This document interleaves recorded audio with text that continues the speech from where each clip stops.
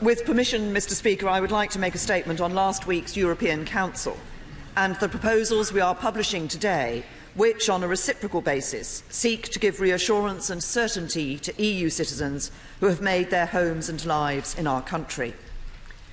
Mr. Speaker, this Council followed the formal start of the negotiations for the United Kingdom's departure from the EU, as well as marking the first anniversary of the referendum that led to that decision.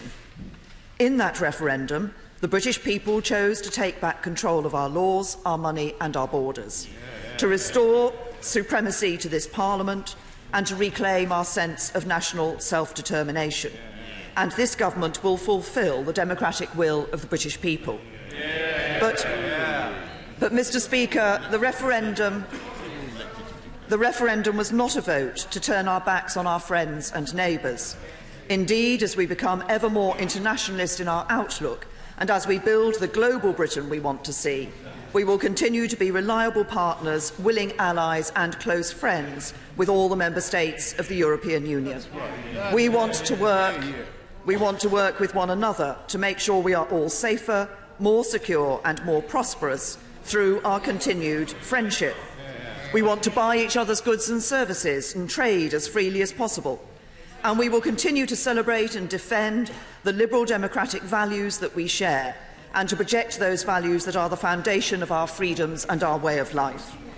In short, we want to build what I have described as a new, deep and special partnership between a confident, self-governing global Britain and all our friends and allies in the European Union.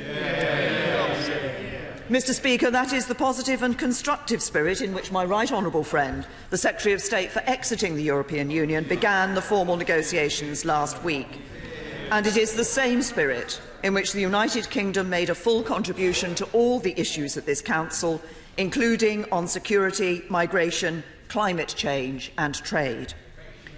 On security, I thanked our European partners for their condolences and for their resolve in standing with us following the appalling terrorist attacks that the UK has suffered in recent weeks. Those attacks have seen citizens from across Europe tragically killed and injured, but they have also seen our citizens standing together in some of the most inspiring ways. At London Bridge, we saw a Spanish banker tragically killed as he rushed to the aid of a woman being attacked. And we saw a Romanian baker fighting off the terrorists and giving shelter to Londoners in his bakery. These moments of heroism show how, far from dividing us, such attacks on our way of life will only ever serve to strengthen our shared unity and resolve. But, Mr. Speaker, these attacks also show that we need to respond to a new trend in the threat we face, as terrorism breeds terrorism, and perpetrators are inspired to attack by copying one another using the crudest of means. So, building on the bilateral agreement I reached with President Macron earlier this month, at this Council, I argued that we must come together to defeat the hateful and extremist ideologies that inspire these attacks, and to stop the internet being used as a safe space for extremists. When 1/3 of all links to Daesh propaganda are shared within the first hour of release, it is not enough for technology companies to respond reactively to extremist content on their platforms. So the Council agreed to put pressure on these companies to do more to remove this content automatically, and also to ensure that law enforcement agencies can access encrypted data. This was a significant step forward, and we will continue to work together with our European partners to combat this evil, to defend our values and to keep our citizens safe. Turning to other issues, on migration, the Council recommitted to the comprehensive approach that the UK has advocated, dealing with the drivers of migration while also doing more to stem the flow. And at this summit, I confirmed a new UK commitment of £75 million to meet urgent humanitarian needs in the central Mediterranean, while also facilitating voluntary returns of migrants making these treacherous journeys.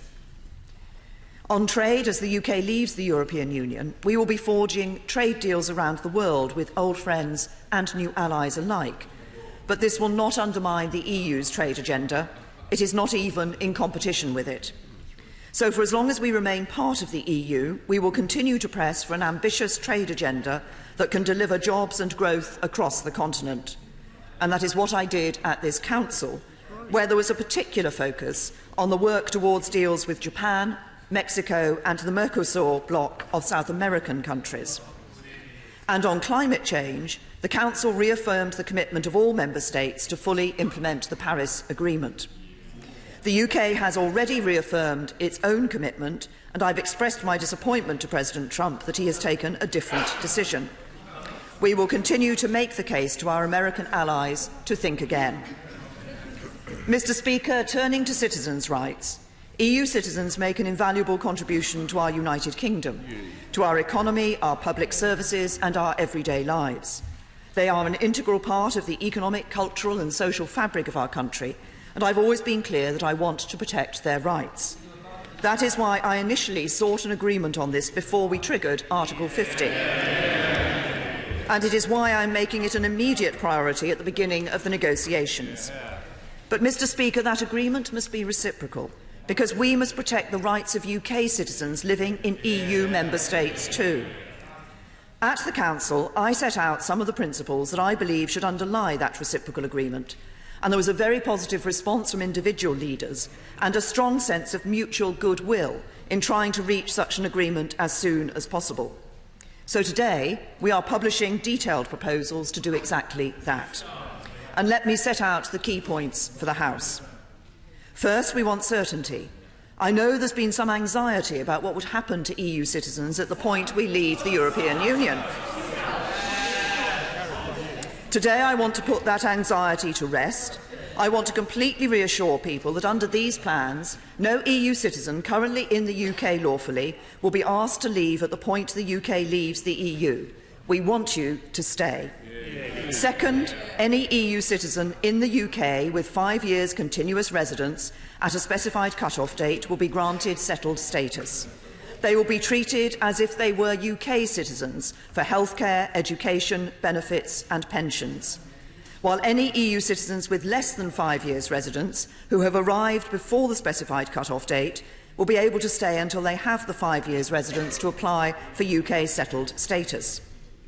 Third, the specified cut-off date will be the subject of discussions, but it will be no earlier than the date we triggered Article 50 and no later than the date we leave the EU. Fourth, no families will be split up. Family dependents who join a qualifying EU citizen here before the UK's exit will be able to apply for settled status after 5 years. And after the UK has left the European Union, EU citizens with settled status will be able to bring family members from overseas on the same terms as British nationals. Fifth, there will be no cliff edge. There will be a grace period of up to 2 years to allow people to regularise their status. While those EU citizens who arrived in the UK after the specified cut-off date will be allowed to remain in the UK for at least a temporary period and may still become eligible to settle permanently. Sixth, the system of registration that citizens go through will be as streamlined and light touch as possible, and we intend to remove some of the technical requirements currently needed to obtain permanent residence under EU rules. For example, we will not require anyone to demonstrate that they have held comprehensive sickness insurance. Seventh, we expect this offer to be extended on a reciprocal basis to nationals of Norway, Iceland, Liechtenstein and Switzerland, and the reciprocal agreement on citizens' rights will apply to the entire United Kingdom and Gibraltar. Eighth, this is all without prejudice to the common travel area arrangements that exist between the UK and Ireland. We will preserve the freedoms that UK and Irish nationals currently enjoy in each other's state, and Irish citizens will not need to apply for permanent residence to protect these entitlements. And finally, the UK will continue to export and uprate the UK state pension and provide associated healthcare cover within the EU. We will continue to protect the export of other benefits and associated healthcare cover where the individual is in receipt of those benefits on the specified cut-off date. And subject to negotiations, we want to continue participating in the European Health Insurance Card Scheme so that UK cardholders could continue to benefit from free or reduced cost healthcare while on a temporary stay in the EU, and vice versa for EU cardholders visiting the UK. Mr. Speaker, this is a fair and serious offer. Our obligations Our obligations in the withdrawal treaty with the EU will be binding on the UK as a matter of international law, and we will incorporate commitments into UK law, guaranteeing that we will stand firmly by our part of the deal. So our offer will give those 3 million EU citizens in the UK certainty about the future of their lives, and a reciprocal agreement will provide the same certainty for the more than 1 million UK citizens who are living in the European Union.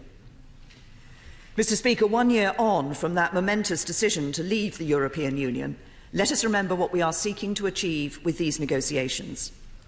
We are withdrawing from a system of treaties and bureaucracy that does not work for us.